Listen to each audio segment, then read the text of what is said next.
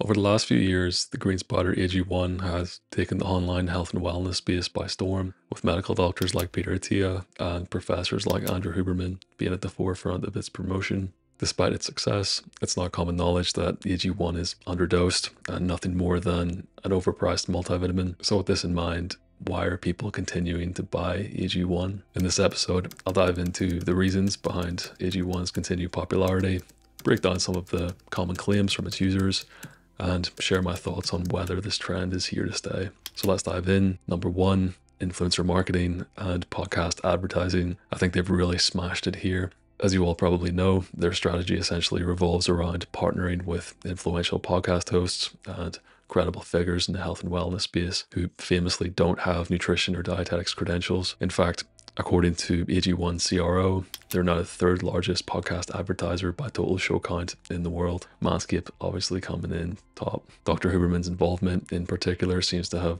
been a bit of a game changer for the company, as he's amassed quite the following over the last few years. His media company, SciComm, recently expanded their podcast portfolio with Perform, led by Dr. Andy Galpin, a fellow professor who is also now promoting AG1. I was actually really disappointed by this, but it must be part of the SciComm media sponsorship agreement. And I wouldn't be surprised if they were to bring in a woman with strong scientific credentials and a huge online presence in a different niche to potentially target a different demographic in the near future. Not out with podcasting, they also partner with ALS celebrities like Lewis Hamilton, so there's clearly strong brand coverage across their audiences. AG1 famously only offer one product as well, which simplifies the consumer's choice. So in summary, their marketing strategy is sick. FUC.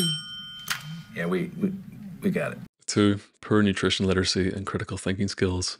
It unfortunately needs to be said, nutrition and overall health literacy is failing a lot of people. This lack of literacy makes people vulnerable to misleading marketing claims and pseudoscientific health advice. AG1 and any other supplement company that freely uses proprietary blends are essentially capitalizing on people not knowing how to understand and interpret nutrition labels. Now, this is definitely a hell of a lot less sinister than, say, alcohol or tobacco companies taking advantage of individuals, but it's still quite concerning. It also seems to be increasingly common for people to personally identify with diets and supplements, which makes challenging their beliefs in the face of contradictory evidence very difficult. I'm going to do a follow-up episode detailing out step-by-step instructions on how to read a dietary supplement label with worked examples, so feel free to subscribe if you want to learn a simple approach to doing that.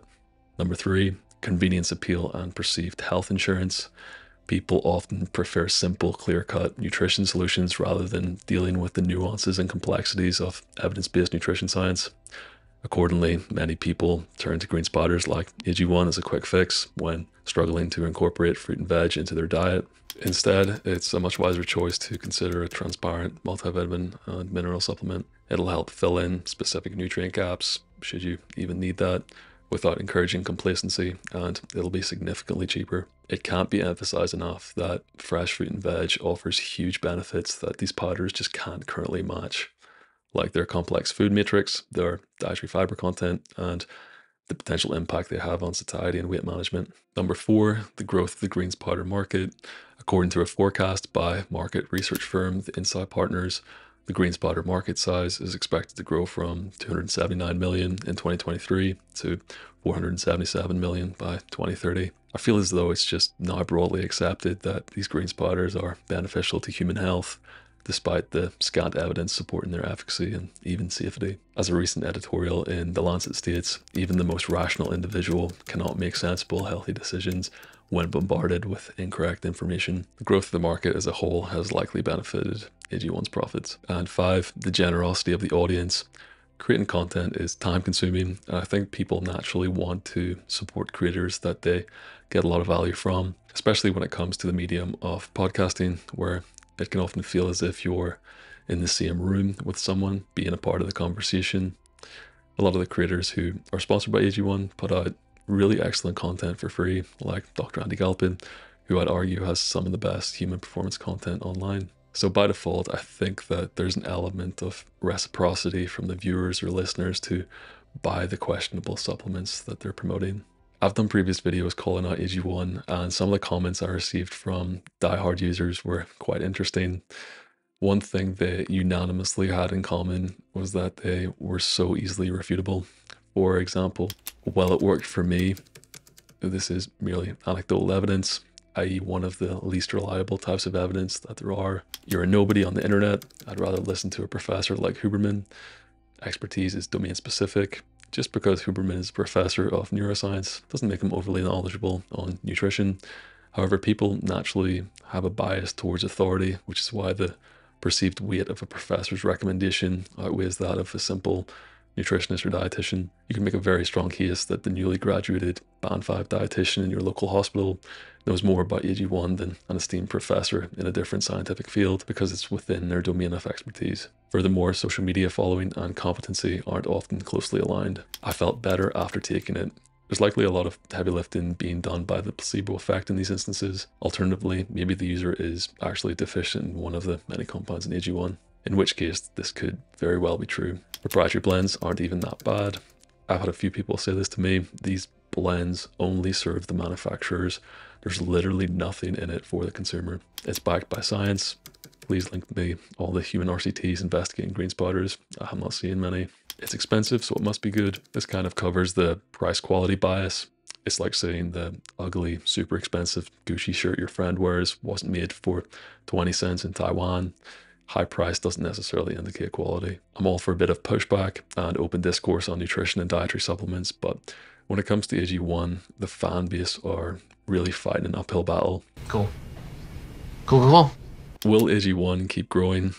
I think so, although they do seem to be facing some challenges. According to a recent article in The New Consumer by Dan Frommer, AG1's growth in the US has rapidly decelerated in the past year, as shown by trends from data analytics company Earnest Analytics. The article does also claim that AG1 expects to pass $600 million in revenue this year, which is apparently up 4 times from 160 million in sales in 2021. In 2022, they were also valued at $1.2 billion after securing $150 million in funding, so they're not exactly doing that badly. When you're allegedly spending over $2 million a month on podcast advertising and collaborating with hundreds of podcasters at any given time, you're pretty much bound to get results. To wrap up, I think the crux of the matter essentially boils down to 1, really clever marketing, and 2, the public's failing nutrition literacy. And I know that's controversial and it makes me sound like a dick, but the writing's on the wall. Their success stems from their ability to create this perception of scientific legitimacy while leveraging the power of influencer marketing and podcast advertising. So rather than investing $100 into a bag of AG1, I'd spend that money on fresh fruit and veg and maybe a cheap multivitamin that doesn't hide behind proprietary blends. There's plenty of them out there. Now, this video was directly referencing AG1, but it covers almost the entirety of the greens powder market. Most greens powders are underdosed, overpriced, and just not worth your while. But before you take my word for it, do a bit of your own digging, check the labels, compare the ingredients, do some investigating on examine.com, and see if these supplements really stack up to their promises. As always, this is just my take. Absolutely feel free to call me out in the comments if you think I'm off the mark on anything I said. If you enjoyed the video, feel free to share it with a friend. And if you're looking for one-to-one support on your nutrition and fitness journey, check out the links in the description. Thanks very much for tuning in, and I'll see you in the next one.